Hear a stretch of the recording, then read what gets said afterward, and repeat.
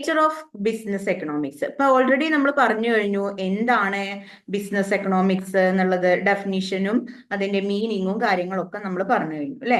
ഇനി നമുക്ക് നോക്കാനുള്ളത് business എക്കണോമിക്സിന്റെ nature, സ്വഭാവം എന്ന് പറയുന്നത് എന്തൊക്കെയാണ്, ഏതൊക്കെ രീതിയിലാണ് ബിസിനസ് എക്കണോമിക്സ് വരുന്നത് എന്നുള്ളതാണ് പറയുന്നത്.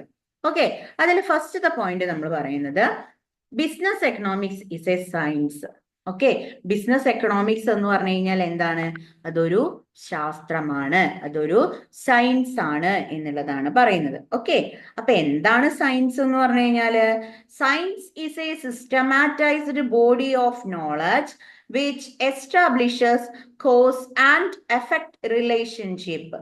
അല്ലെ, അതായത് കോസ് ആൻഡ് എഫക്ട് റിലേഷൻഷിപ്പ്, അതായത് കാരണങ്ങളും അതോടൊപ്പം തന്നെ ഫലവും തമ്മിലുള്ള ബന്ധങ്ങൾ സ്ഥാപിക്കുന്നതിന്, എസ്റ്റാബ്ലിഷ് ചെയ്യുക എന്ന് പറഞ്ഞു കഴിഞ്ഞാൽ എന്താണ്? സ്ഥാപിക്കുക. Okay, cos and effect relationship establish ചെയ്യുന്നതിന് ഉപയോഗിക്കുന്ന ഒരു സിസ്റ്റമാറ്റൈസ്ഡ് ബോഡി ഓഫ് നോളജ് ആണ് സയൻസ് എന്ന് പറയുന്നത്. അല്ലെ, അതായത് നമുക്ക് പറയാം, സിംപ്ലി നമുക്ക് പറയാം എന്ത്? കാരണവും അതോടൊപ്പം തന്നെ ഫലവും തമ്മിലുള്ള റിലേഷൻഷിപ്പ്, അതായത് ബന്ധങ്ങൾ സ്ഥാപിക്കുന്നതിന് ഉപയോഗിക്കുന്ന ശാസ്ത്രീയ രീതികൾ ഉപയോഗിക്കുന്ന ഈ ഒരു ചിട്ടയായിട്ടുള്ള നോളജ് അല്ലെങ്കിൽ അറിവാണ് ഏത്? സയൻസ് എന്ന് പറയുന്നത്. ഓക്കെ, എന്താ പറയണത്? കാരണവും അതോടൊപ്പം തന്നെ ഫലവും തമ്മിലുള്ള ബന്ധം അല്ലെ സ്ഥാപിക്കുന്നതിന് വേണ്ടി ശാസ്ത്രീയമായിട്ടുള്ള രീതികൾ ഉപയോഗിക്കുന്ന ഒരു ചിട്ടയായിട്ടുള്ള ഒരു അറിവാണ് സയൻസ് എന്ന് പറയുന്നത് അല്ലെ. അപ്പൊ സയൻസ് എന്ന് പറഞ്ഞു കഴിഞ്ഞാൽ എന്താണെന്ന് മനസ്സിലായി അല്ലെ? അതെന്താണ്? കോസ് ആൻഡ് എഫക്റ്റ് തമ്മിലുള്ള റിലേഷൻഷിപ്പ് എസ്റ്റാബ്ലിഷ് ചെയ്യുന്നതിന് വേണ്ടിയിട്ട് നമ്മൾ എന്ത് ചെയ്യുന്നു? ഒരു സിസ്റ്റമാറ്റൈസ്ഡ് ആയിട്ടുള്ള ഒരു ബോഡി ഓഫ് നോളജ് ഉണ്ടാക്കുന്നുണ്ട്. അതിനെയാണ് നമ്മൾ സയൻസ് എന്ന് പറയുന്നത്. ഓക്കെ, അതായത് നമ്മളെല്ലാം സയൻസിൽ എന്ന് പറയുമ്പോൾ നമുക്കറിയാം എല്ലാം നമ്മൾ അല്ലെ കുറച്ച് നോളജിന്റെ ബേസിഡിൽ നമ്മൾ അത് പരീക്ഷിച്ചും അല്ലെ അതിന്റെ കാരണങ്ങളും അതിന്റെ ഫലവും ഒക്കെ എന്താണെന്ന് നമ്മൾ പരീക്ഷിച്ചറിയുന്നതാണ് സയൻസ് എന്ന് പറയുന്നത്. ഓക്കെ, എന്നാൽ business economics integrate the tool of decision science. Business എക്കണോമിക്സിൽ നമ്മൾ എന്ത് ഉപയോഗിക്കുന്നുണ്ട്? അതായത് ഡിസിഷൻ മേക്കിംഗ് ടൂളുകളായിട്ട് നമ്മൾ ഉപയോഗിക്കുന്നത് സയൻസുകളാണ്, ശാസ്ത്രങ്ങളാണ് അല്ലെ. അതായത് ബിസിനസ് എക്കണോമിക്സ് ഇന്റഗ്രേറ്റ്, ബിസിനസ് എക്കണോമിക്സിൽ നമ്മൾ കൂട്ടിച്ചേർക്കുന്നത് എന്താണ്? The tool of decision science അല്ലെ. സയൻസിൽ ഉണ്ടാകുന്ന ടൂൾസുകളാണ് നമ്മൾ ഡിസിഷൻ മേക്കിങ്ങിന് എടുക്കുന്നത്. ഏതൊക്കെയാണ് നമ്മൾ ഉപയോഗിക്കുന്ന സയൻസിൽ നിന്നും, അതായത് ഡിസിഷൻസ് എടുക്കുന്നതിന് വേണ്ടി സയൻസിൽ നിന്നും സാധാരണയായിട്ട് നമ്മൾ ഉപയോഗിക്കുന്ന ടൂളുകൾ ഏതൊക്കെയാണെന്ന് ചോദിച്ചു കഴിഞ്ഞാൽ, ഒന്ന് മാത്തമാറ്റിക്സ് അല്ലെ. സയൻസ് സബ്ജക്ട്, സയൻസിൽ പെടുന്നത് തന്നെയാണല്ലോ മാത്തമാറ്റിക്സ് എന്ന് പറയുന്നത് അല്ലെ. സയൻസ് മാത്തമാറ്റിക്സിലും എന്ത് ചെയ്യുന്നുണ്ട്? ഒരു കാര്യത്തിന്റെ അല്ലെങ്കിൽ ഒരു നോളജിന്റെ കോസ് എഫക്റ്റ് അല്ലെ എല്ലാം എന്ത് ചെയ്യുന്നുണ്ട്? അതില് എസ്റ്റാബ്ലിഷ് ചെയ്യുന്നുണ്ട്. ഇനി സ്റ്റാറ്റിസ്റ്റിക്സ് അല്ലെ, എക്കണോമിക്സിന്റെ ഒരു ഭാഗമാണ് സ്റ്റാറ്റിസ്റ്റിക്സ് എന്ന് പറയുന്നത്. ഓക്കെ, അതേപോലെ തന്നെ എക്കണോമെട്രിക്സ് എന്ന് പറയുന്നത് അല്ലെ. With economic theory to arrive at strategies to achieve business goals. അപ്പൊ ബിസിനസ്സിലെ ലക്ഷ്യങ്ങൾ എന്താണ്? ബിസിനസ്സിലെ ലക്ഷ്യം നമുക്കറിയാം അല്ലെ, പ്രോഫിറ്റ് നേടുക എന്നുള്ളത്, കൺസ്യൂമേഴ്സിന് മാക്സിമം സാറ്റിസ്ഫാക്ഷൻ കൊടുക്കുക എന്നുള്ളത്, ഇതൊക്കെയാണ് ഒരു ബിസിനസ് ഗോൾ എന്ന് പറയുന്നത് അല്ലെ. അപ്പൊ ബിസിനസ് ഗോൾസുകൾ അച്ചീവ് ചെയ്യുന്നതിന് നമ്മൾ എന്ത് ചെയ്യുന്നു? എക്കണോമിക് തിയറിയിൽ എക്കണോമെട്രിക്സ്, സ്റ്റാറ്റിസ്റ്റിക്സ്, മാത്തമാറ്റിക്സ് തുടങ്ങിയിട്ടുള്ള സയൻസ് ടൂളുകളാണ് നമ്മൾ എന്ത് ചെയ്യുന്നത്? ബിസിനസ് എക്കണോമിക്കിലേക്ക് ഇന്റഗ്രേറ്റ് ചെയ്യുന്നത്, കൂട്ടിച്ചേർക്കുന്നത്. അതുകൊണ്ട് നമുക്ക് പറയാം എന്ത്? Business economics is A science അല്ലെ. ഒന്നുകൂടി പറയാം, business economics is A science എന്ന് പറഞ്ഞു കഴിഞ്ഞാൽ എന്താണ്? ബിസിനസ് എക്കണോമിക്സ് എന്ന് പറയുന്നത് ഒരു ശാസ്ത്രമാണ്, സയൻസ് ആണ്. സയൻസ് എന്ന് പറഞ്ഞു കഴിഞ്ഞാൽ എന്താണ്? കോസ്റ്റും എഫക്റ്റും തമ്മിലുള്ള റിലേഷൻഷിപ്പ് എസ്റ്റാബ്ലിഷ് ചെയ്യുന്നതിന് വേണ്ടിയിട്ട് നമ്മൾ ഒരു സിസ്റ്റമാറ്റൈസ്ഡ് ആയിട്ടുള്ള ഒരു കൂട്ടം നോളജ് നമ്മൾ എന്ത് ചെയ്യുന്നു? പറയും. ഇതിനെയാണ് നമ്മൾ സയൻസ് എന്ന് പറയുന്നത്. ഈ ബിസിനസ് എക്കണോമിക്സിനെ ഇന്റഗ്രേറ്റ് ചെയ്യുന്നതിന് നമ്മൾ എന്ത് ചെയ്യുന്നുണ്ട്? സയൻസ് എന്ന് പറയുന്നത് ഉപയോഗിക്കുന്നു അല്ലെ. ഏതൊക്കെയാണ് സയൻസിൽ നമ്മൾ പ്രധാനമായിട്ട് ഉപയോഗിക്കുന്ന ടൂളുകൾ എന്ന് പറയുന്നത്? മാത്തമാറ്റിക്സ്, സ്റ്റാറ്റിസ്റ്റിക്സ്, എക്കണോമെട്രിക്സ്, അല്ലെ? ഇതെല്ലാം എക്കണോമിക് തിയറിയിലേക്ക് കൂട്ടിച്ചേർക്കുന്നു. എന്നിട്ട് നമ്മൾ എന്ത് ചെയ്യുന്നു? ബിസിനസ് ഗോൾസുകൾ അച്ചീവ് ചെയ്യാൻ വേണ്ടിയിട്ടുള്ള സ്ട്രാറ്റജീസ് ഒക്കെ നമ്മൾ ഉണ്ടാക്കിയെടുക്കുന്നു. ഓക്കെ, അപ്പൊ ഒന്നാമത്തെ പോയിന്റ് ക്ലിയർ ആണല്ലോ. ഇനി രണ്ടാമത്തെ നേച്ചർ എന്ന് പറഞ്ഞു കഴിഞ്ഞാൽ ബേസ്ഡ് ഓൺ മൈക്രോ എക്കണോമിക്സ്, അല്ലെ? നമ്മൾ പറഞ്ഞിട്ടുണ്ട് എക്കണോമിക്സിന്റെ രണ്ട് ഭാഗമാണ്, മൈക്രോ എക്കണോമിക്സും മാക്രോ എക്കണോമിക്സും എന്നൊക്കെ പറയുന്നുണ്ട്, അല്ലെ? അപ്പൊ ബിസിനസ് എക്കണോമിക്സ് ബേസ് ചെയ്തിട്ടുള്ളത് കൂടുതലായിട്ടും മൈക്രോ എക്കണോമിക്സും ആയിട്ടാണ് എന്നുള്ളതാണ് പറയുന്നത്. ഓക്കെ, എങ്ങനെയാണ് ഇത് കൂടുതലായിട്ടുള്ളത് എന്നുള്ളത് നോക്കാം. Business manager is concerned about achievement of the predetermined objective of his organization so as to ensure the long-term survival and profitable functioning of organization. അല്ലെ? ഒരു ബിസിനസ് മാനേജറിന്റെ അല്ലെ അദ്ദേഹത്തിന്റെ കൺസേണും അതേപോലെ തന്നെ അദ്ദേഹത്തിന്റെ അച്ചീവ്മെന്റ് എന്തായിരിക്കും?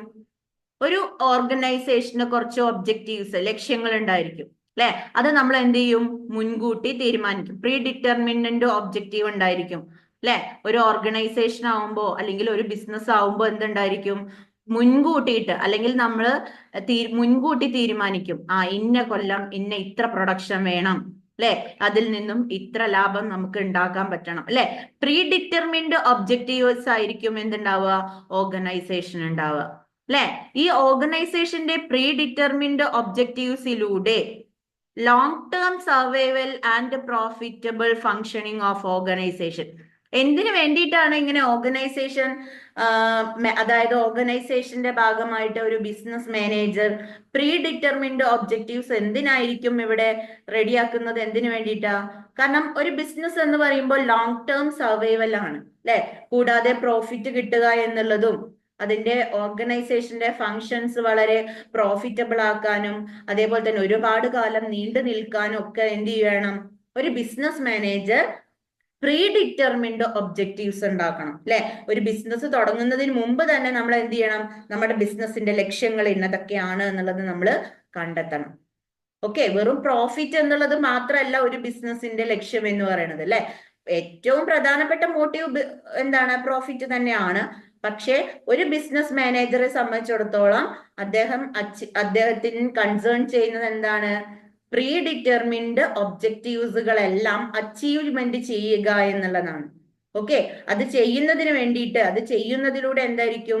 ഒരു ഓർഗനൈസേഷന്റെ ഫങ്ഷൻ വളരെ പ്രോഫിറ്റബിൾ ആവുകയും അതോടൊപ്പം തന്നെ ലോങ് ടേം സർവൈവലും എന്താണ്, അതായത് ഒരുപാട് കാലം എന്താണ് ഈ ഒരു ഫീൽഡിൽ നിൽക്കുക എന്നുള്ളതൊക്കെയാണ് ഒരു ബിസിനസ് മാനേജറിന്റെ അച്ചീവ്മെന്റ് എന്ന് പറയുന്നത്, അല്ലെ?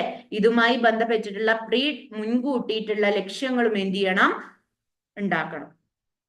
Okay, since business economics is concerned more with the decision making problems, it takes help of microeconomic tools. Okay, അതായത് ബിസിനസ് എക്കണോമിക്സ് എന്ന് പറയുമ്പോൾ ഇവിടെ കൂടുതലായിട്ടും എന്താണ്? മൈക്രോ എക്കണോമിക്സ് ഡിസിഷൻസ് എടുക്കുന്നതിന് വേണ്ടി, ഇപ്പൊ ബിസിനസ്സിൽ ഡിസിഷൻസ് എടുക്കുന്നതിന് വേണ്ടിയിട്ട് എന്ത് ചെയ്യാണ്? മൈക്രോ എക്കണോമിക് ടൂൾസുകളാണ് ഇവിടെ ഹെൽപ്പ് ചെയ്യുന്നത്. ഓക്കെ, അതായത് ഒരു ബിസിനസ്സിലെ പ്രോബ്ലംസുമായി ബന്ധപ്പെട്ട്, ഒരു ബിസിനസ്സിൽ നമുക്ക് ധാരാളം പ്രോബ്ലംസ് ഉണ്ടായിരിക്കുന്നു, അല്ലെ? ആ പ്രോബ്ലംസുമായി ബന്ധപ്പെട്ട് ഒരുപാട് ഡിസിഷൻസ് നമുക്ക് എടുക്കേണ്ടി വരും, അല്ലെ? അപ്പൊ ആ ഡിസിഷൻസ് എടുക്കാൻ വേണ്ടിയിട്ട് മൈക്രോ എക്കണോമിക് ടൂൾസുകളാണ് എന്ത് ചെയ്യുന്നത്? ഹെൽപ്പ് ചെയ്യുന്നത്. അതുകൊണ്ടാണ് നമ്മൾ എന്ത് പറയുന്നത്? Business economics is based on micro economics എന്ന് പറയാൻ കാരണം മൈക്രോ എക്കണോമിക്സ് ടൂൾസുകൾ ഉപയോഗിച്ചുകൊണ്ടാണ് ബിസിനസ്സിലെ വലിയ വലിയ പ്രശ്നങ്ങൾക്കൊക്കെ നമ്മൾ തീരുമാനം എടുക്കുന്നത്. Okay, clear it? ഓക്കെ,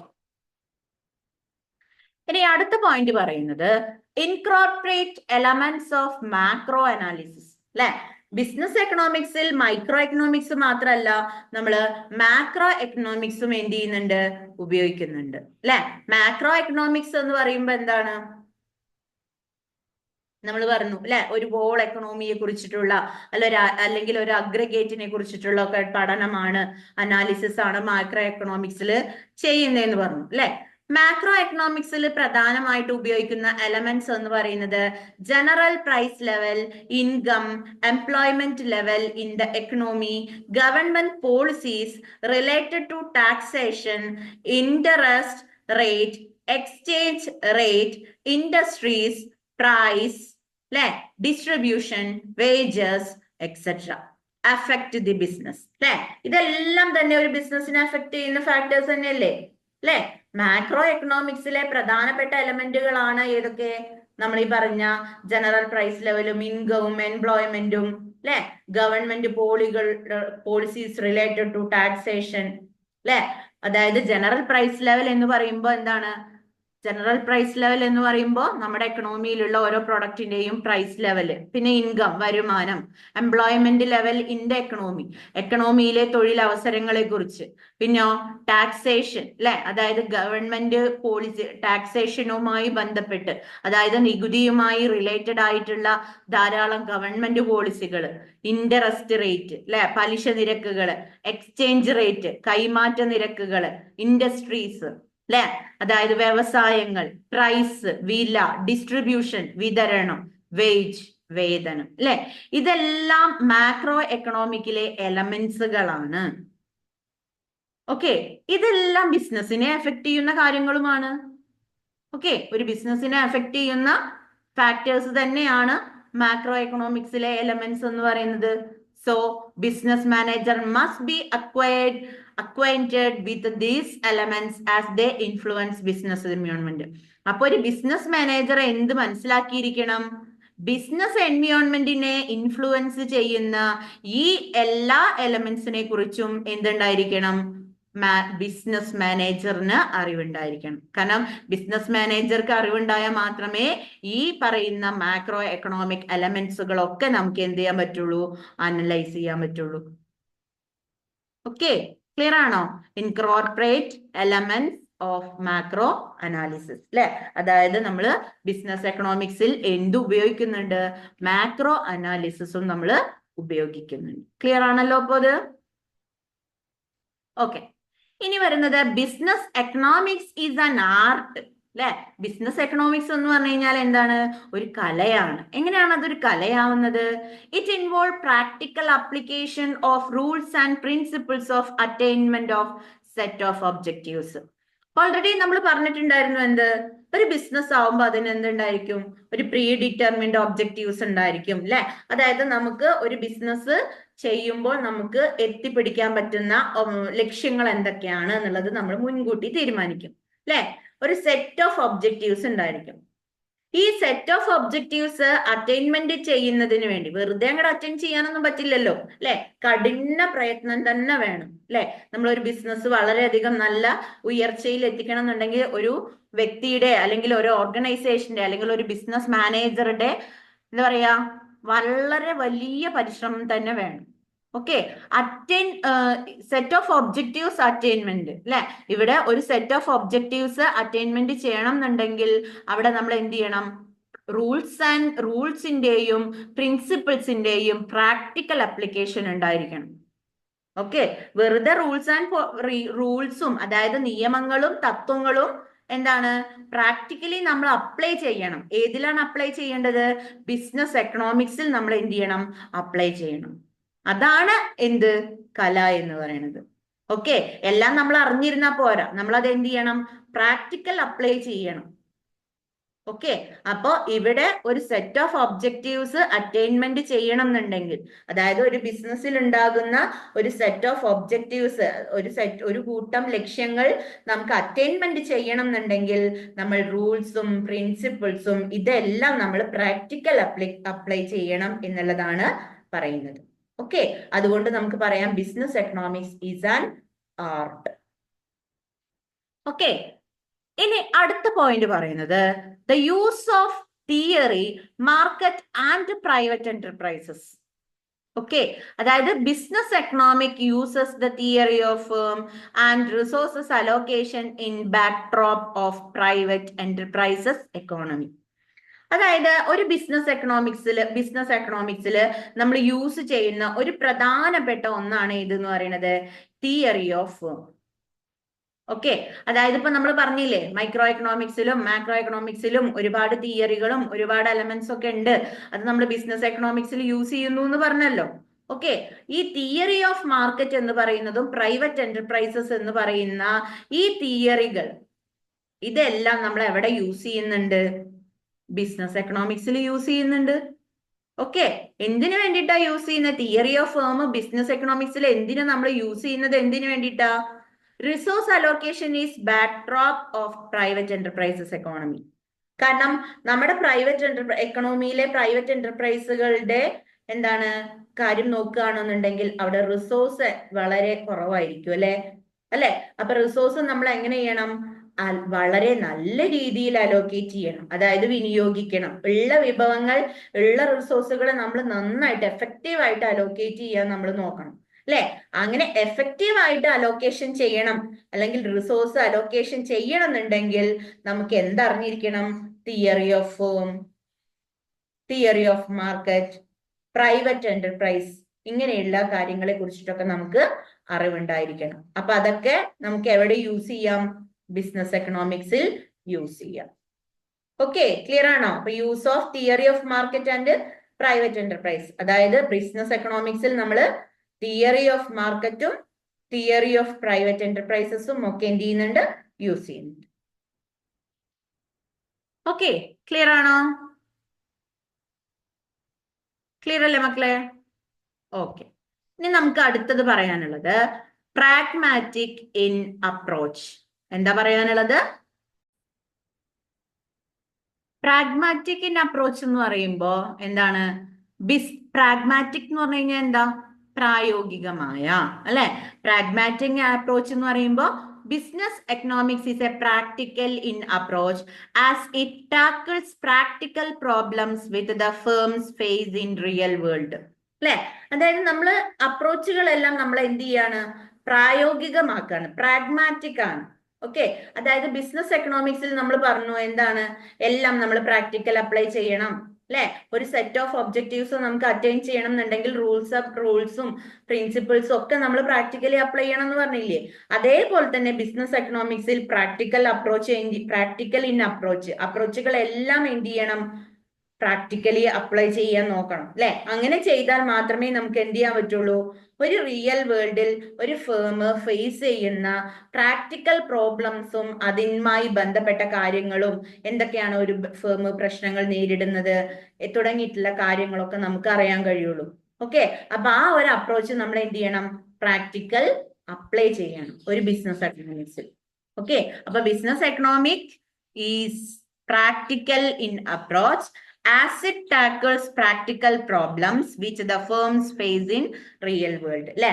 ഒരു റിയൽ വേൾഡില്, ഒരു യഥാർത്ഥ ലോകത്തിൽ ഒരു ഫേം ഫേസ് ചെയ്യുന്ന ധാരാളം പ്രാക്ടിക്കൽ പ്രോബ്ലംസ് ഉണ്ട്, അല്ലെ? ആ ധാരാളം പ്രാക്ടിക്കൽ പ്രോബ്ലംസിനെ തിരിച്ചറിഞ്ഞ് അത് അപ്രോച്ച് എന്ത് ചെയ്യുക? പ്രാക്ടിക്കൽ അപ്ലൈ ചെയ്യുക. അതാണ് ബിസിനസ് എക്കണോമിക്സിൽ പറയുന്നത്. ഓക്കെ, ക്ലിയർ ആണോ? അല്ലേ? ഇനി അടുത്ത നേച്ചർ എന്ന് പറയുന്നത് ഇന്റർ ഡിസിപ്ലിനറി ഇൻ നേച്ചർ.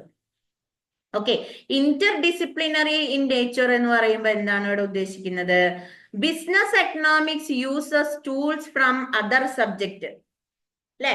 അതായത് ഇപ്പൊ നമ്മൾ പറഞ്ഞു ബിസിനസ് എക്കണോമിക്സിലെ ധാരാളം ഇപ്പൊ സയൻസ് സബ്ജക്റ്റുകൾ യൂസ് ചെയ്യുന്നുണ്ട് എന്ന് പറഞ്ഞു, അല്ലെ?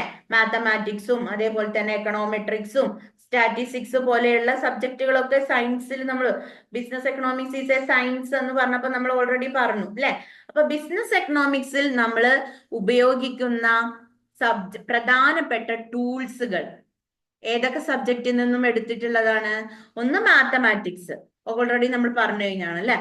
മാത്തമാറ്റിക്സിലെ ടൂൾസുകൾ നമ്മൾ ബിസിനസ് എക്കണോമിക്സിൽ യൂസ് ചെയ്യുന്നുണ്ട്. പിന്നെയോ ഓപ്പറേഷൻ റിസർച്ച്, അല്ലെ? ഇപ്പൊ നിങ്ങള് എന്താ പറയാ വലിയ വലിയ ക്ലാസ്സിലൊക്കെ എത്തുമ്പോ ഓപ്പറേഷൻ റിസർച്ച്, മാനേജ്മെന്റ്, അങ്ങനെയുള്ള എന്താ പറയാ കൊമേഴ്സുമായി ബന്ധപ്പെട്ടിട്ടുള്ള, അല്ലെ, ഓപ്പറേഷൻ റിസർച്ചുകളൊക്കെ എന്തുണ്ടാവും? പഠിക്കാനുണ്ടാവും, അല്ലെ? അപ്പൊ അതിൽ നിന്നും ഓപ്പറേഷൻ റിസർച്ച് എന്ന് പറയുന്ന സബ്ജക്റ്റിൽ നിന്നുള്ള ടൂൾസുകൾ നമ്മൾ എന്ത് ചെയ്യും? ബിസിനസ് എക്കണോമിക്സിൽ യൂസ് ചെയ്യും. പിന്നെ മാനേജ്മെന്റ് തിയറി, അല്ലെ? മാനേജ്മെന്റ് തിയറി നമ്മൾ ബിസിനസ് എക്കണോമിക്സിൽ യൂസ് ചെയ്യുന്നുണ്ട്. പിന്നെ അക്കൗണ്ടിങ് അല്ലെ? അക്കൗണ്ടിങ്, മാർക്കറ്റിംഗ്, ഫിനാൻസ് അല്ലെ? ഇങ്ങനെയുള്ള സബ്ജക്റ്റുകളെല്ലാം തന്നെ നമ്മൾ എന്ത് ചെയ്യുന്നുണ്ട്? ബിസിനസ് എക്കണോമിക്സിൽ നമ്മൾ സാധാരണയായിട്ട് യൂസ് ചെയ്യുന്നതാണ്. ഓക്കെ, പിന്നെയോ എക്കണോമെട്രിക്സ്. ഈ സബ്ജക്റ്റുകളെല്ലാം തന്നെ എന്താണ്? ബിസിനസ് എക്കണോമിക്സിൽ യൂസ് ചെയ്യുന്ന ടൂൾസുകളാണ്. ഇതെല്ലാം ഉപയോഗിക്കുന്ന ടൂൾസുകൾ ആയതുകൊണ്ട് തന്നെ എങ്ങനെയാണ് ഇതിന്റെ സ്വഭാവം, നേച്ചർ എങ്ങനെയാണെന്ന് പറയാം. Business economics is A Inter disciplinary in nature. Okay, clear ആണോ? ഇനി വരുന്നത് നോർമേറ്റീവ് ഇൻ നേച്ചർ. എന്താണ് ഈ നോർമേറ്റീവ് ഇൻ നേച്ചർ എന്ന് പറയുമ്പോ? അല്ലെ, നോർമേറ്റീവ് എന്ന് പറയുമ്പോ എന്തായിരിക്കും? നോർമേറ്റീവ് ഇൻ നേച്ചർ എന്ന് പറയുമ്പോ economic theory has developed along 2 lines. അതായത് ഇവിടെ എക്കണോമിക് തിയറികളെല്ലാം തന്നെ ഡെവലപ്പ് ചെയ്യുന്നത് എങ്ങനെയാണ്? 2 ലൈനിന്റെ ബേസിലാണ്. ഒന്ന് പോസിറ്റീവ് ആൻഡ് നോർമേറ്റീവ്. അതായത് 2 തരത്തിലുള്ള സ്വഭാവങ്ങൾ ഉണ്ട് എന്നുള്ളതാണ്. എക്കണോമിക് തിയറികൾ ഡെവലപ്പ് ചെയ്യുമ്പോൾ 2 രീതിയിലുള്ള എന്താ പറയാ കാര്യങ്ങളുണ്ട്. ഒന്നില്ലെങ്കിൽ അത് ഒരു തിയറി പോസിറ്റീവായോ അല്ലെങ്കിൽ നോർമേറ്റീവ് ആയിട്ടോ ആണ് എന്ത് ചെയ്യുന്നത്? കാണപ്പെടുന്നത്. ഓക്കെ, അപ്പൊ എന്താണ് പോസിറ്റീവ്, എന്താണ് നോർമേറ്റീവ് എന്നുള്ളത് നമുക്ക് നോക്കാം. പോസിറ്റീവ് ആണെങ്കിൽ എങ്ങനെയായിരിക്കും? Positive and pure science analysis cause and effect relationship but does not involve any judgment. Okay, ഇവിടെ പോസിറ്റീവ് അല്ലെങ്കിൽ പ്യുവർ സയൻസ് നമ്മൾ അനാലിസിസ് ചെയ്യുമ്പോൾ എങ്ങനെയായിരിക്കും?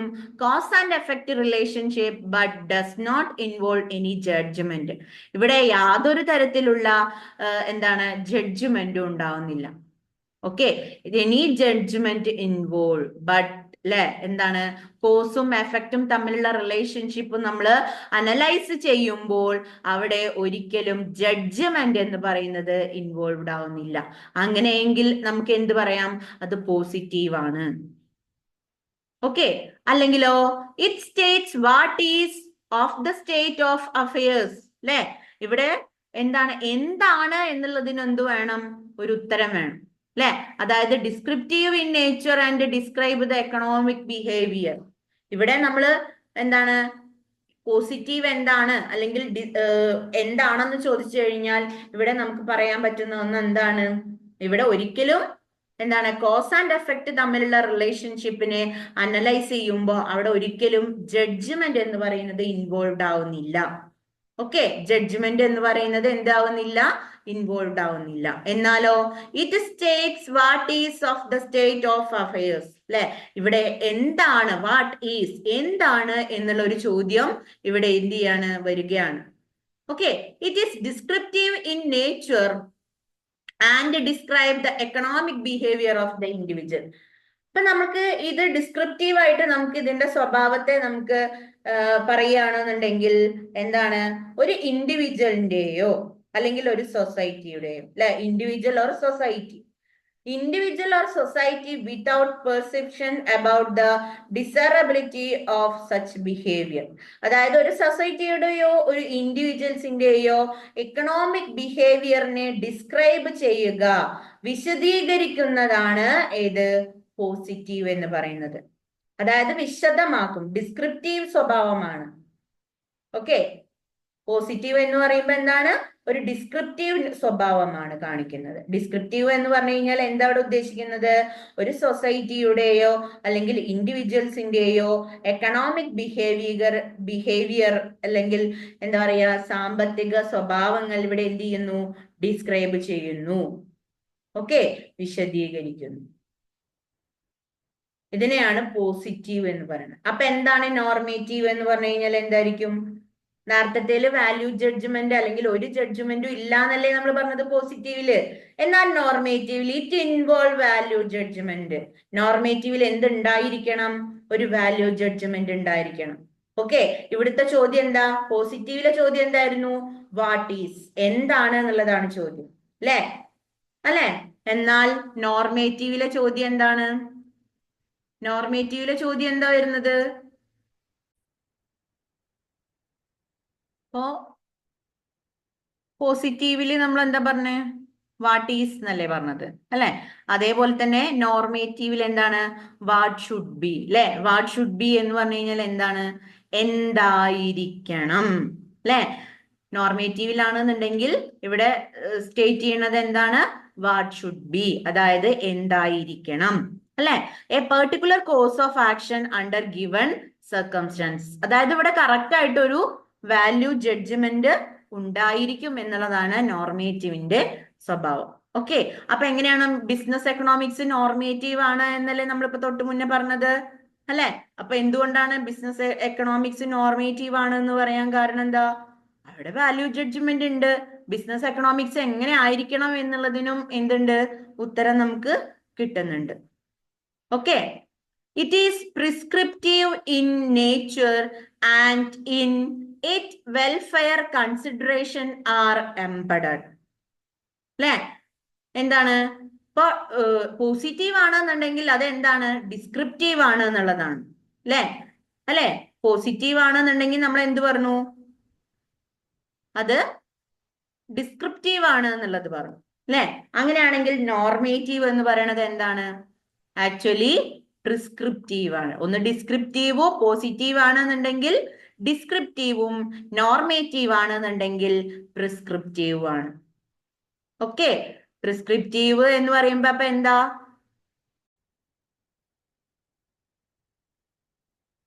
പ്രിസ്ക്രിപ്റ്റീവ് എന്ന് പറയുമ്പോ എന്താണ്, നമ്മുടെ വിശേഷണം എന്ന് പറയാം അല്ലെ. ഡിസ്ക്രിപ്റ്റീവ് എന്ന് പറയുമ്പോ എന്താണ്, വിശദമായിട്ടുള്ള അല്ലെ, എഴുത്ത് വിശദമായിട്ട് തന്നെ പറയുന്നു. ഓക്കെ, അപ്പൊ നോർമേറ്റീവിലാണെന്നുണ്ടെങ്കിൽ പ്രിസ്ക്രിപ്റ്റീവ് ആണ്, വിശേഷണങ്ങൾ മാത്രമേ ഉണ്ടാവുള്ളൂ.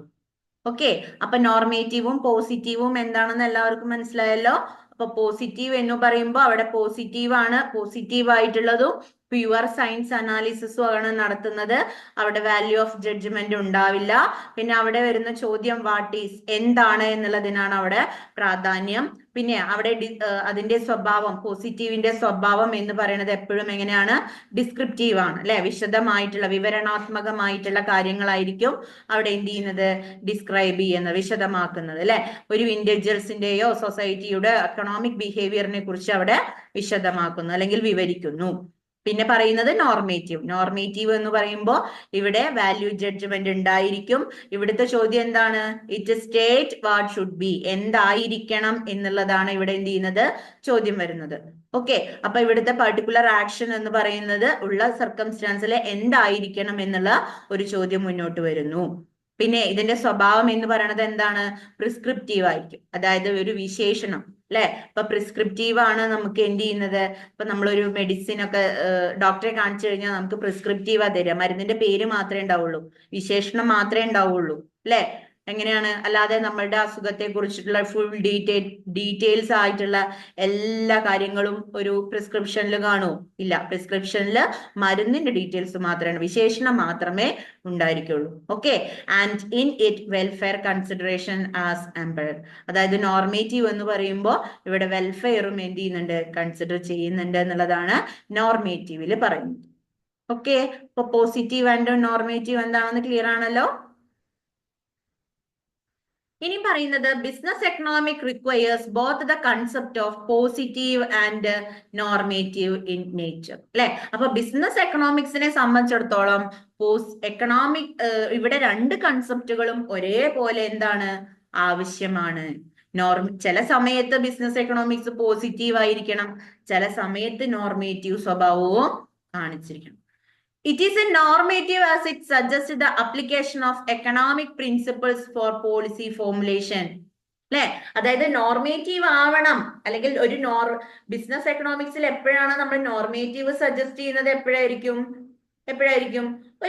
ഒരു പോളിസികൾ ബിസിനസ്സിലേക്ക് എന്തെങ്കിലും എക്കണോമിക് പ്രിൻസിപ്പിൾസുകളോ അല്ലെങ്കിൽ പോളിസി ഫോർമുലേറ്റ് ചെയ്യുകയോ അങ്ങനെ എന്തെങ്കിലും ഒക്കെ നമുക്ക് അപ്ലൈ ചെയ്യണം എന്നുണ്ടെങ്കിൽ നമ്മൾ ഉപയോഗിക്കുന്നത് അല്ലെങ്കിൽ നമ്മൾ സജസ്റ്റ് ചെയ്യുന്നത് നോർമേറ്റീവ് ആയിരിക്കും.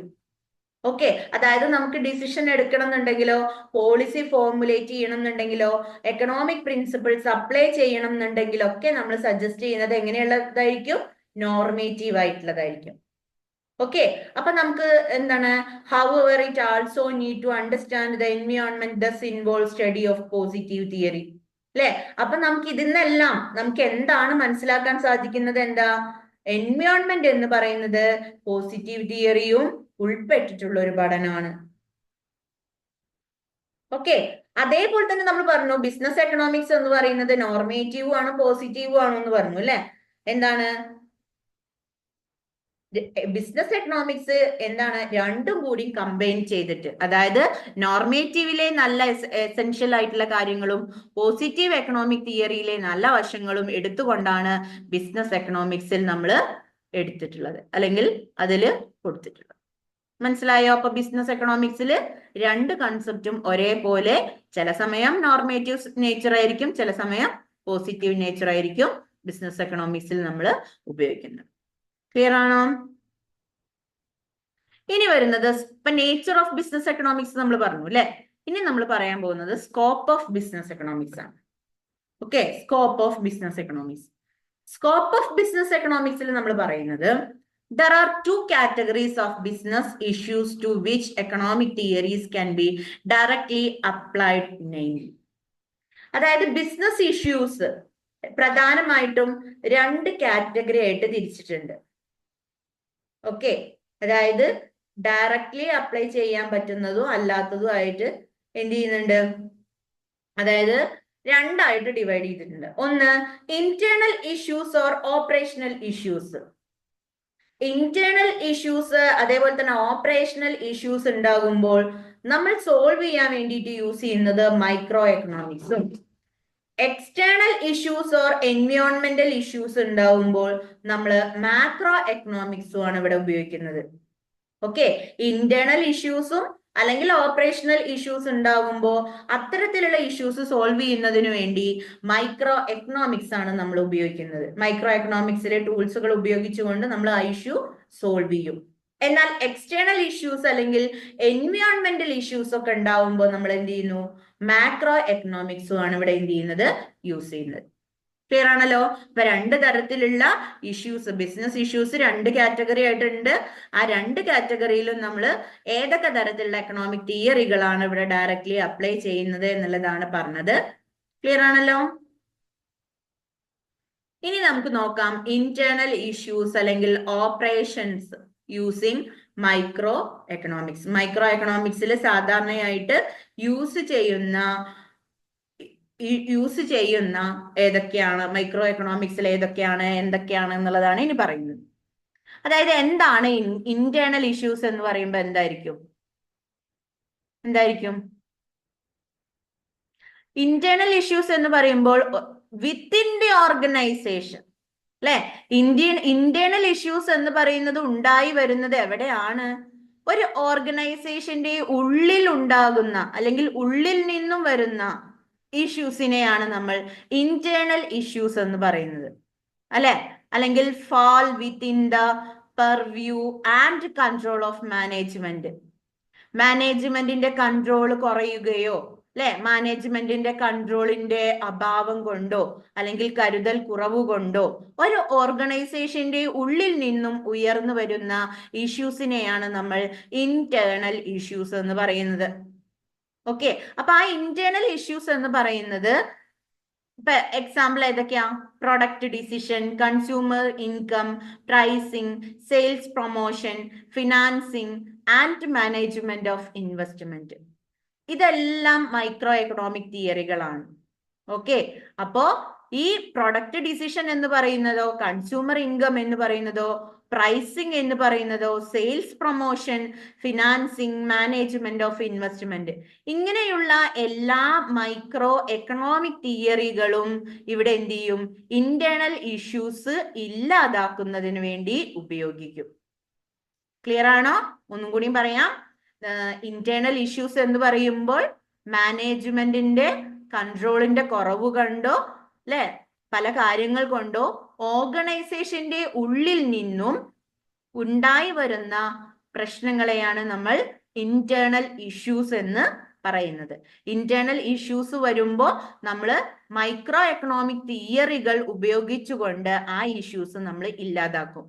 ഓക്കെ, ഏതൊക്കെ തിയറികളാണ് സാധാരണയായിട്ട് നമ്മൾ ഉപയോഗിക്കുന്നത്? Product decision, consumers income, price and sales promotion, financing and management of investment. Okay, the following micro theories deals with the most of these issues. ഈ ഇഷ്യൂസ് ഒക്കെ ഒഴിവാക്കുന്നതിന് വേണ്ടിയിട്ട് ഇത്തരത്തിലുള്ള മൈക്രോ എക്കണോമിക് തിയറികളാണ് നമ്മൾ പ്രധാനമായിട്ടും ഉപയോഗിക്കുന്നത്. ഓക്കെ, ക്ലിയർ ആണല്ലോ? ഇനി നമുക്ക് അതിൽ ഓരോന്നും നമുക്ക് ഡീറ്റെയിൽഡ് ആയിട്ട് നോക്കാം. Demand analysis and forecasting. Okay, അതില് ഇന്റേണൽ ഇഷ്യൂസ് ഓപ്പറേഷനിൽ വരുന്നതാണ് ഒന്ന് എന്ത്? Demand analysis and forecasting. അല്ലെ, ഡിമാൻഡ് അനാലിസിസ് എന്ന് പറഞ്ഞു കഴിഞ്ഞാൽ എന്താണ്? ഡിമാൻഡിനെ വിശകലനം ചെയ്യുന്നു. ഫോർകാസ്റ്റ് ചെയ്യാന്ന് പറഞ്ഞു കഴിഞ്ഞാൽ എന്താണ്? പ്രഡിക്ഷൻ ചെയ്യുക, മുൻകൂട്ടി തീരുമാനം എടുക്കുക, അല്ലെങ്കിൽ മുൻകൂട്ടി പ്രവചിക്കുക. ഓക്കെ, അതിനെയാണ് നമ്മൾ ഫോർകാസ്റ്റിംഗ് എന്ന് പറയുന്നത്. It is the technique of predicting future demand of goods and services on the basis of past behaviors of factors which affect demand.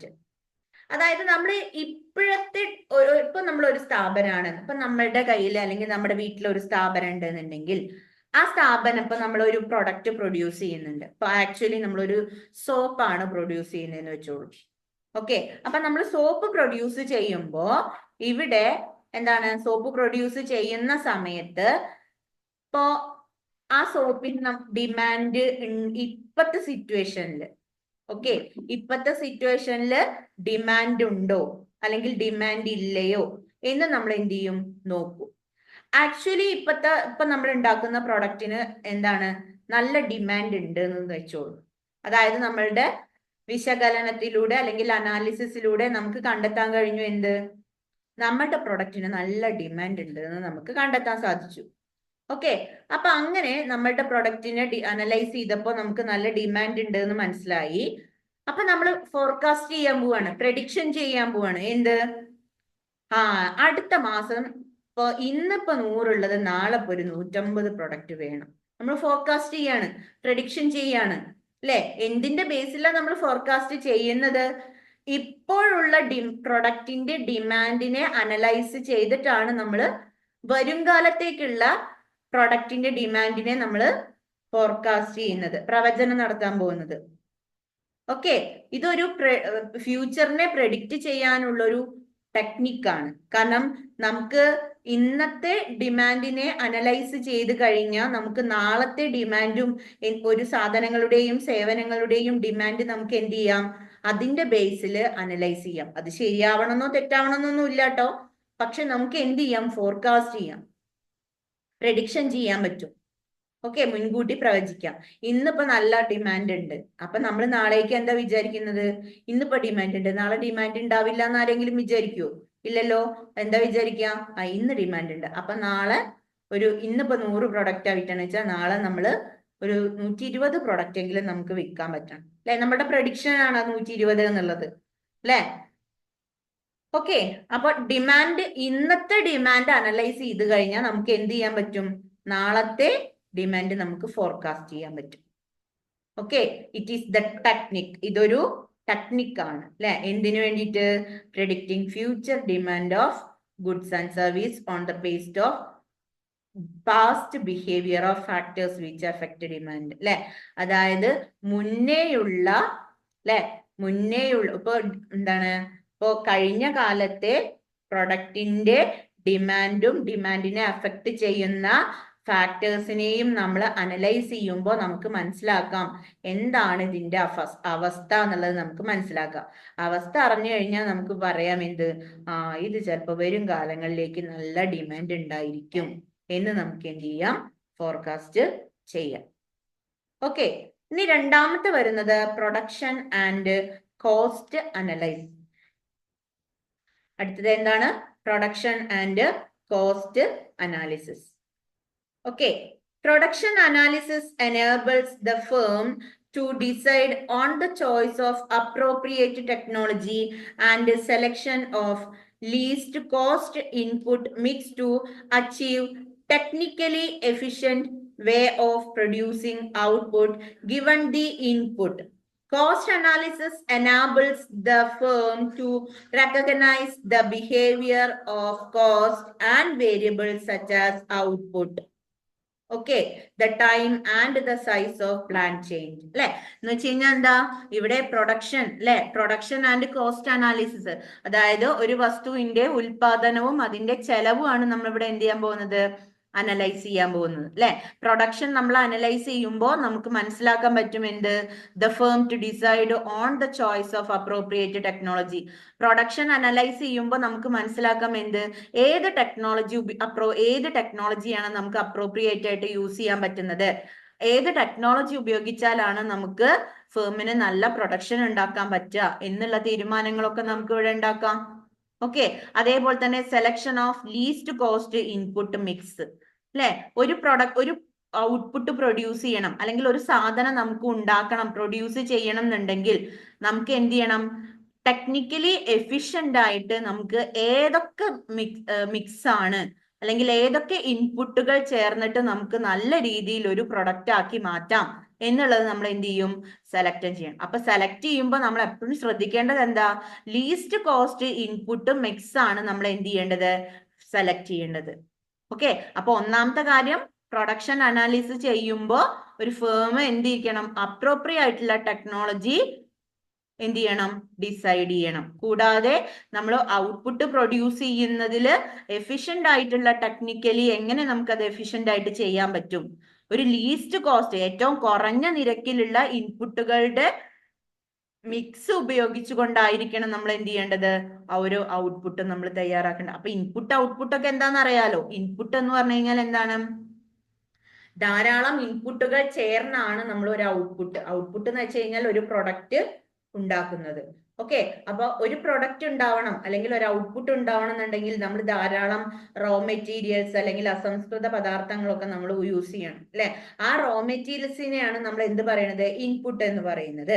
അപ്പൊ ഇൻപുട്ട് എന്ന് പറയുമ്പോൾ എങ്ങനെയുള്ള ഇൻപുട്ട് ഉപയോഗിക്കണം, വില കുറഞ്ഞിട്ടുള്ള ഇൻപുട്ട് എന്ത് ചെയ്യുക, ഉപയോഗിക്കുക. എന്നാൽ അത് ചീത്തയാവാനും പാടില്ല, നല്ലതും ആയിരിക്കണം. എങ്ങനെയായിരിക്കണം, ലീസ്റ്റ് കോസ്റ്റ് ആയിരിക്കണം, കുറഞ്ഞ നിരക്കിലുള്ളതായിരിക്കണം. ഓക്കെ, അപ്പൊ അതൊക്കെ നന്നായിട്ട് നമുക്ക് എന്ത് ചെയ്യണം, നോക്കിയിട്ട് നമ്മൾ സെലക്ട് ചെയ്യണം ഏതാണ് വേണ്ടത്, എങ്ങനെ നമുക്ക് ഔട്ട്പുട്ട് പ്രൊഡ്യൂസ് ചെയ്യാം അല്ലെ. പിന്നെയോ ഗിവൺ ദി ഇൻപുട്സ് അല്ലെ, ഉള്ള ഇൻപുട്ടിൽ ഏതാണോ ലീസ്റ്റ് കോസ്റ്റ് ഇൻപുട്ട് അല്ലെ, അതും അതേപോലെ തന്നെ എങ്ങനെ നമുക്ക് അതുകൊണ്ട് ഔട്ട്പുട്ട് പ്രൊഡ്യൂസ് ചെയ്യാൻ പറ്റും, ഏത് എഫക്റ്റീവ് ആയിട്ടുള്ള ടെക്നോളജിയാണ് നമുക്ക് ഉപയോഗിക്കാൻ പറ്റുന്നത് തുടങ്ങിയിട്ടുള്ള പ്രൊഡക്ഷൻ അനാലിസിസ് നമുക്ക് ചെയ്യാം. പിന്നെയോ കോസ്റ്റ് അനാലിസിസ്. കോസ്റ്റ് എങ്ങനെയാ നമ്മൾ നോക്കുന്നത്, എങ്ങനെയാ, അതായത് ഔട്ട്പുട്ടിനെ എന്താണ് ഡിപ്പെൻഡ് ചെയ്യുന്ന ഫാക്ടേഴ്സ് അല്ലെ, time period, size of plan change അല്ലെ, കോസ്റ്റ് എങ്ങനെയൊക്കെ നമുക്ക് കുറയ്ക്കാൻ പറ്റുന്നുവോ ആ രീതിയിലൊക്കെ നമ്മൾ കോസ്റ്റിനെ അനലൈസ് ചെയ്തുകൊണ്ട് നമുക്ക് എന്ത് ചെയ്യാം, ഈ ഒരു ഇഷ്യൂസ് നമുക്ക് കുറയ്ക്കാം. മനസ്സിലായോ, പ്രൊഡക്ഷൻ ആൻഡ് കോസ്റ്റ് അനാലിസിസ്. ഇനി വരുന്നത് ഇൻവെന്ററി മാനേജ്മെന്റ് ആണ്. ഓക്കെ, ഇൻവെന്ററി മാനേജ്മെന്റ് എന്ന് പറയുമ്പോൾ ഇവിടെ എന്താ വരുന്നത്, it pertain to rules that firms can use to minimise the cost associated with maintaining inventory in form of work in process, raw material, finished goods, using techniques like ABC analysis. ഇപ്പൊ inventory management എന്ന് പറയുമ്പോൾ ഇവിടെ എന്താണ്, അതായത് cost കുറയ്ക്കണം അല്ലെ, നമുക്ക് എന്ത് ചെയ്യാൻ പറ്റണം, ചെലവ് നമുക്ക് കുറയ്ക്കാൻ പറ്റണം അല്ലെ. ഒരു ഫേമിന്റെ ഏറ്റവും പ്രധാനപ്പെട്ട ലക്ഷ്യം എന്ന് പറയുന്നത് ചെലവ് കുറയ്ക്കുകയും അതോടൊപ്പം തന്നെ മാക്സിമം പ്രോഫിറ്റ് ഉണ്ടാക്കുകയൊക്കെയാണ് എന്നുള്ള ലക്ഷ്യം അല്ലെ. അപ്പൊ നമ്മൾ ഇൻവെന്ററി, അതായത് എപ്പോഴും നമ്മൾ എന്ത് ചെയ്യണം, മെയിൻറ്റെയിൻ ചെയ്യണം അല്ലെ. അതായത് ഇൻവെന്ററി എന്ന് പറഞ്ഞു കഴിഞ്ഞാല് എന്താണ്, ഫിനിഷ്ഡ് ഗുഡ്സും അതേപോലെ തന്നെ റോ മെറ്റീരിയലും അല്ലെ, ഇതെല്ലാം അടങ്ങുന്നതാണ് നമ്മളുടെ ഇൻവെന്ററി എന്ന് പറയുന്നത്. ഓക്കെ, മനസ്സിലായോ. അപ്പൊ ഇൻവെന്ററി എന്ന് പറയുമ്പോ എന്തൊക്കെയാണെന്ന് ക്ലിയർ ആണല്ലോ. അപ്പോ ഇൻവെന്ററി എന്ന് പറയുമ്പോ ഇപ്പോ എന്താ പറയാ, നമ്മുടെ ഇൻവെന്ററിയിൽ ഉൾപ്പെടുത്തിയിട്ടുള്ളത് എന്ന് പറയുന്നത് എന്താണ്, റോ മെറ്റീരിയൽസ് മാത്രല്ല അല്ലെ, അതായത് ഒരു ഒരു പ്രൊഡക്ഷൻ പ്രോസസ്സിൽ നമ്മൾ ഉപയോഗിക്കുന്ന റോ മെറ്റീരിയൽസും അതേപോലെ തന്നെ പൂർത്തിയാക്കാത്ത ഗുഡ്സുകൾ ഉണ്ടായിരിക്കും, അതായത് ഫിനിഷ്ഡ് ഗുഡ്സ് ആവാത്ത പ്രൊഡക്റ്റുകൾ ഉണ്ടായിരിക്കും, അതേപോലെ തന്നെ പകുതി പൂർത്തിയായത്, അതേപോലെ തന്നെ തുടങ്ങി വെച്ചത്, അല്ലെ, അങ്ങനെയുള്ള വിൽക്കാൻ വേണ്ടി റെഡിയാക്കി വെച്ചത്, അങ്ങനെയുള്ള എല്ലാതിൻ്റെയും അങ്ങനെയുള്ള എല്ലാതിൻ്റെയും ടോട്ടൽ എന്താണ് കോസ്റ്റ്, ടോട്ടൽ ആയിട്ട് വരുന്ന ഇതാണ് എന്തെന്ന് പറയുന്നത്, ഇൻവെന്ററി എന്ന് പറയുന്നത്. എല്ലാ രീതിയിലും റോ മെറ്റീരിയൽസും ഫിനിഷ്ഡ് ഗുഡ്സും അല്ലെ, എന്താണ് പ്രോസസ്സിങ്ങിലുള്ള ഗുഡ്സും, ഇങ്ങനെയുള്ള എല്ലാതും കൂടി ചേർന്നതാണ് ഇൻവെന്ററി എന്ന് പറയുന്നത്. അപ്പൊ ഇവിടെ it pertain to rules that firms can use to minimise cost, അല്ലെ, അതായത് ഇൻവെന്ററി ഫോമിൽ വരുന്ന കോസ്റ്റുകളെല്ലാം തന്നെ എന്ത് ചെയ്യാൻ പറ്റണം, മിനിമൈസ് ചെയ്യാൻ പറ്റണം. അതായത് റോ മെറ്റീരിയൽസിന്റെ കോസ്റ്റ്, പ്രോസസ്സിൽ ഇരിക്കുന്നതിന്റെ കോസ്റ്റ്, അങ്ങനെയുള്ള ഫിനിഷ്ഡ് ഗുഡ്സ് യൂസിങ് ടെക്നിക്ക്, അല്ലെ, അങ്ങനെയുള്ള എല്ലാറ്റിന്റെയും കോസ്റ്റ് റെഡ്യൂസ് ചെയ്യാൻ, മിനിമൈസ് ചെയ്യാൻ കഴിയണം.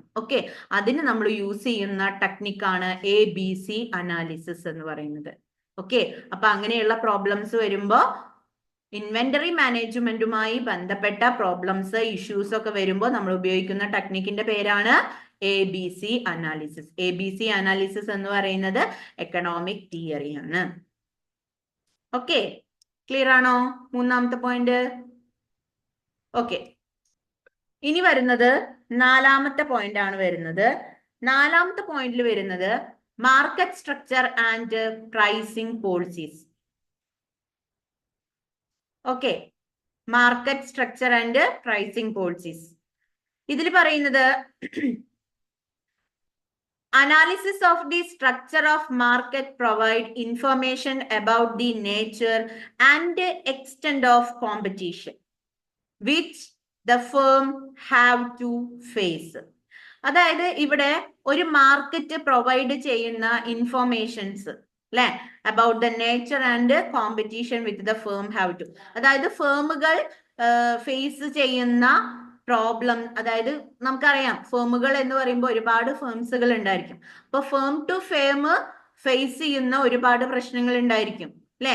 അതേപോലെ തന്നെ മാർക്കറ്റ് സ്ട്രക്ചർ, ഒരു ഫേമുകൾ എല്ലാതും ഉൾപ്പെടുന്ന ഒരു മാർക്കറ്റ് സ്ട്രക്ചറിനെ അനലൈസ് ചെയ്യുക, അല്ലെ.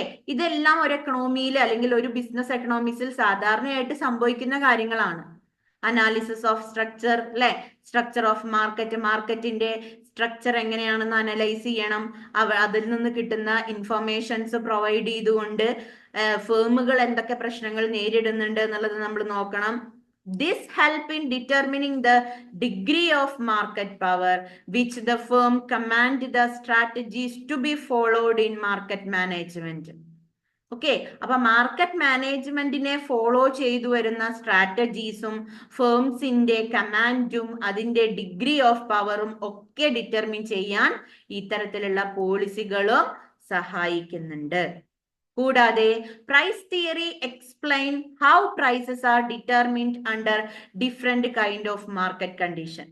അതായത് ഓരോ മാർക്കറ്റ് കണ്ടീഷനിലും എങ്ങനെയാണ് നമുക്ക് പ്രൈസ് ഫിക്സ് ചെയ്യാൻ പറ്റുന്നത് എന്നുള്ളത് പ്രൈസ് തിയറിയും നമുക്ക് എക്സ്പ്ലെയിൻ ചെയ്തു തരുന്നുണ്ട്. കൂടാതെ assist the firm in framing suitable price policy. ഓരോ ഫേമിനും ഏതൊക്കെ രീതിയിലായിരിക്കും പ്രൈസ് ഫിക്സ് ചെയ്യാൻ പറ്റുന്നത് എന്നുള്ള കാര്യങ്ങളും ഈ ഒരു തിയറികളിലെല്ലാം പറയുന്നുണ്ട്. അപ്പൊ മാർക്കറ്റ് സ്ട്രക്ചറിങ് ആൻഡ് പ്രൈസിംഗ് പോളിസിയിൽ നമ്മൾ എന്താ പറയുന്നത്, ഒരു മാർക്കറ്റിന്റെ സ്ട്രക്ചർ അനലൈസ് ചെയ്യുമ്പോൾ നമുക്ക് ഒരുപാട് ഇൻഫർമേഷൻസ് കിട്ടുന്നു. ഫേമുകൾ എന്തൊക്കെ പ്രശ്നങ്ങളാണ് തമ്മിൽ കോമ്പറ്റീഷനിൽ നടക്കുന്നത് എന്നുള്ളത് മനസ്സിലാക്കാം. അതേപോലെ തന്നെ മാർക്കറ്റിലെ ഡിഗ്രി ഓഫ് പവർ നമുക്ക് ഡിറ്റർമിൻ ചെയ്യാൻ പറ്റും. അതോടൊപ്പം തന്നെ മാർക്കറ്റ് മാനേജ്മെന്റിനെ ഫോളോ ചെയ്യുന്ന സ്ട്രാറ്റജീസ് എന്തൊക്കെയാണ്, ഫേംസ് കമാൻഡ്സുകൾ എന്തൊക്കെയാണ് എന്നുള്ളതൊക്കെ നമുക്ക് എന്ത് ചെയ്യാം, മനസ്സിലാക്കാൻ പറ്റും. അതോടൊപ്പം തന്നെ price theory explain how prices are determined, അല്ലെ. പ്രൈസ് തിയറിയിൽ എന്താണ് എക്സ്പ്ലെയിൻ ചെയ്യുന്നത്, എങ്ങനെയാണ് പ്രൈസുകൾ എല്ലാം ഡിറ്റർമിൻ ചെയ്യുന്നത്. വിവിധ തരത്തിലുള്ള മാർക്കറ്റ് കണ്ടീഷനുകൾ ഉണ്ട്. ആ മാർക്കറ്റ് കണ്ടീഷനിലൊക്കെ എങ്ങനെയാണ് ഒരു സാധനത്തിന്റെ പ്രൈസ് ഫിക്സ് ചെയ്യുന്നത് എന്നുള്ളത് പ്രൈസ് തിയറി നമുക്ക് പറഞ്ഞുതരും. പിന്നെയോ അതേപോലെ തന്നെ സ്യൂട്ടബിൾ ആയിട്ടുള്ള പ്രൈസിംഗ് പോളിസികൾ എങ്ങനെ ഫ്രെയിം ചെയ്യാം, ഒരു സ്ഥാപനത്തിന് എങ്ങനെ ഫേം ചെയ്യാൻ പറ്റുന്നു എന്നുള്ളതൊക്കെയും പ്രൈസ് തിയറി നമുക്ക് എക്സ്പ്ലെയിൻ ചെയ്ത് തരുന്നുണ്ട്. ഓക്കെ, ക്ലിയർ ആണോ? ഇനി വരുന്നത് റിസോഴ്സ് അലോക്കേഷൻ. റിസോഴ്സ് അലോക്കേഷൻ എന്ന് പറയുമ്പോൾ എന്താണ് പറയുന്നത്? Business economics with the help of advanced tools such as linear programming help in optimum utilisation of resource. അതായത് ബിസിനസ് എക്കണോമിക്സ് എന്ന് പറയുന്നത് എന്താണ്? ഇവിടെ വളരെയധികം ഹെൽപ്ഫുൾ ആണ്. എന്ത് ചെയ്യുന്നതിന് വേണ്ടിയിട്ട്? അതായത് ഇവിടെ ഒരുപാട് അഡ്വാൻസ്ഡ് ടൂൾസുകൾ ഇവിടെ ബിസിനസ് എക്കണോമിക്സിൽ നമുക്ക് ഉപയോഗിക്കാൻ പറ്റും, അല്ലെ? ലീനിയർ പ്രോഗ്രാമിംഗ് തുടങ്ങിയിട്ടില്ല. അപ്പൊ നമ്മൾ പറഞ്ഞില്ലേ, കുറെ സയൻസ് സബ്ജക്റ്റിലുണ്ട്. കുറെ സയൻസ് സബ്ജക്റ്റുകൾ നമുക്ക് പഠിക്കുമ്പോ അല്ലെങ്കിൽ മനസ്സിലാക്കുമ്പോ ബിസിനസ് എക്കണോമിക്സിൽ അതെല്ലാം, ഇപ്പോ സ്റ്റാറ്റിസ്റ്റിക്സ് ആണെങ്കിലും മാത്തമാറ്റിക്സ് ആണെന്നുണ്ടെങ്കിലും ഇതെല്ലാം നമ്മളെ വളരെയധികം ഹെൽപ്ഫുൾ ചെയ്യുന്നുണ്ട് എന്ന് പറഞ്ഞല്ലോ, അല്ലെ? അപ്പൊ ബിസിനസ് എക്കണോമിക്സിൽ നമ്മൾ ഉപയോഗിക്കുന്ന ഒരു അഡ്വാൻസ്ഡ് ആയിട്ടുള്ള ഒരു തിയറിയാണ് ഇതെന്ന് പറയുന്നത് ലീനിയർ പ്രോഗ്രാമിംഗ്. ഓക്കെ, ഈ ലീനിയർ പ്രോഗ്രാമിംഗ് ഉപയോഗിച്ചുകൊണ്ട് നമുക്ക് എന്ത് ചെയ്യാം? ഒപ്റ്റിമം യൂട്ടിലൈസേഷൻ ഓഫ് റിസോഴ്സ് എങ്ങനെ നമുക്ക് ഒപ്റ്റിമം യൂട്ടിലൈസ് ചെയ്യാം എന്നുള്ളത് ഈ ഒരു ലീനിയർ പ്രോഗ്രാമിംഗിലൂടെ നമുക്ക് മനസ്സിലാക്കാൻ പറ്റും. പിന്നെയോ പ്രോഫിറ്റ് അനലൈസ്. പ്രോഫിറ്റ് അനലൈസ് ചെയ്യുമ്പോൾ നമ്മൾ ഉപയോഗിക്കുന്നത് പ്രോഫിറ്റ് തിയറിയാണ്. പ്രോഫിറ്റ് അനാലിസിസ് എന്ന് പറയുന്ന പ്രോബ്ലംസ് വരുമ്പോൾ നമ്മൾ ഉപയോഗിക്കുന്ന തിയറിയാണ് പ്രോഫിറ്റ് തിയറി. പ്രോഫിറ്റ് തിയറി നമുക്ക് അനലൈസ് ചെയ്യുമ്പോൾ നമുക്ക് എന്താ മനസ്സിലാവുക? Profit theory guide the firm in management and measure of profit. ഒരു ഫേമിലെ മാനേജ്മെന്റിനെ ഗൈഡ് ചെയ്യാനും അതേപോലെ തന്നെ എങ്ങനെ ഉള്ള കണ്ടീഷൻസിൽ എങ്ങനെ പ്രോഫിറ്റ് മെയിൻറ്റെയിൻ ചെയ്യാൻ പറ്റുന്നു, അല്ലെ? എങ്ങനെ നമുക്ക് ഫ്യൂച്ചറിലെ പ്രോഫിറ്റ് പ്ലാൻ ചെയ്യാൻ പറ്റുന്നു തുടങ്ങിയിട്ടുള്ള കാര്യങ്ങളൊക്കെ മനസ്സിലാക്കണം എന്നുണ്ടെങ്കിൽ നമ്മൾ പ്രോഫിറ്റ് അനാലിസിസ് എന്ന് പറയുന്ന തിയറി എന്ത് ചെയ്താൽ മതി? ഉപയോഗിച്ചാൽ മതി. ഓക്കെ, അപ്പൊ പ്രോഫിറ്റ് അനാലിസിസ് ചെയ്യുന്ന പ്രോബ്ലംസ് ഉണ്ടാവുമ്പോൾ പ്രോഫിറ്റ് തിയറിയാണ് നമ്മളിവിടെ ഉപയോഗിക്കുന്നത്. ഓക്കെ, ഇനി ലാസ്റ്റ് വൺ പറയുന്നത് risk and uncertainty analysis. Risk and uncertainty analysis എന്ന് പറയുമ്പോൾ ഇവിടെ എന്താണ്? നമുക്കറിയാം, ഒരു ബിസിനസ് എന്ന് പറയുമ്പോൾ തന്നെ അവിടെ റിസ്ക്കും അൺസർട്ടനിറ്റിയാണ് കൂടുതൽ ഉണ്ടാവുക, അല്ലെ? കാരണം എന്താകും ഏതാകും എന്നുള്ള ഇഷ്യൂസ് ഒക്കെ അവിടെ ഉണ്ടാവും, അല്ലെ? അപ്പൊ ഈ ഒരു സിറ്റുവേഷനിൽ റിസ്ക് ആൻഡ് അൺസർട്ടനിറ്റി അനാലിസിസിൽ പറയുന്നത് എന്താണ്? Analysis of risk and uncertainties help the business firm in arriving at efficient decisions and in formulating plans on basis of past data, current information, future prediction. ഇപ്പൊ നമ്മള് ഒരു ബിസിനസ് ഫേമിന്റെ എന്താണ് അൺസർട്ടനിറ്റികളും റിസ്ക്കും ഒക്കെ analyse ചെയ്യുമ്പോൾ നമുക്ക് എന്ത് ചെയ്യാൻ പറ്റും? പ്ലാനുകൾ ഫോർമുലേറ്റ് ചെയ്യാൻ പറ്റും. കാരണം നമ്മളുടെ പാസ്റ്റ് ഡാറ്റ അനലൈസ് ചെയ്യുമ്പോൾ നമുക്ക് കറണ്ട് ഇൻഫോർമേഷൻ എന്താണെന്ന് കിട്ടും, അല്ലെ? കറണ്ട് ഇൻഫോർമേഷനും പാസ്റ്റ് ഡാറ്റയും ഉണ്ടെന്നുണ്ടെങ്കിൽ നമുക്ക് എന്ത് ചെയ്യാൻ പറ്റും? ഫ്യൂച്ചർ പ്രഡിക്ഷൻ ചെയ്യാൻ പറ്റും. നമ്മുടെ ബിസിനസിന്റെ ഫ്യൂച്ചർ പ്രഡിക്ഷൻ ചെയ്യാൻ നമുക്ക് എന്ത് ചെയ്യും? സാധിക്കും. ഓക്കെ, മനസ്സിലായപ്പോ? ഓക്കെ, അപ്പൊ അതാണ് റിസ്ക് ആൻഡ് അൺസർട്ടനിറ്റി എന്ന് പറയുന്നത്. ഇപ്പൊ എന്താണ് ഈ ഒരു സമയത്ത് റിസ്ക്കും അൺസർട്ടനിറ്റിയും ഉണ്ടാകുന്ന സമയത്ത് നമ്മൾ എന്താണ് പാസ്റ്റ് ഡാറ്റ അനലൈസ് ചെയ്തുകൊണ്ട് എഫിഷ്യന്റ് ആയിട്ടുള്ള ഡിസിഷൻസ് നമുക്ക് എത്തിച്ചേരാൻ കഴിയും. ഓക്കെ, അതേപോലെ തന്നെ കറണ്ട് ഇൻഫോർമേഷനും പാസ്റ്റ് ഡാറ്റേന്റെയും ബേസിൽ നമുക്ക് എന്ത് ചെയ്യാൻ പറ്റും? ധാരാളം പ്ലാൻസുകളെല്ലാം ഫോർമേറ്റ് ചെയ്യാൻ പറ്റും. അതിലൂടെ നമുക്ക് ഫ്യൂച്ചർ പ്രഡിക്ഷനും നമുക്ക് എന്ത് ചെയ്യാം. ഓക്കെ, അപ്പോ ഈ ഒരു അനാലിസിസ് ഒക്കെ ഇതിനു വേണ്ടിയിട്ടാണ് ഉപയോഗിക്കുന്നത്. ഓക്കെ, അപ്പൊ ഇത്രയുമാണ് ഏതിൽ പറയുന്നത് internal issues of operation using micro എക്കണോമിക്സിൽ പറയുന്നത്. ഓക്കെ, ക്ലിയർ ആണല്ലോ എല്ലാം? ഓക്കെ.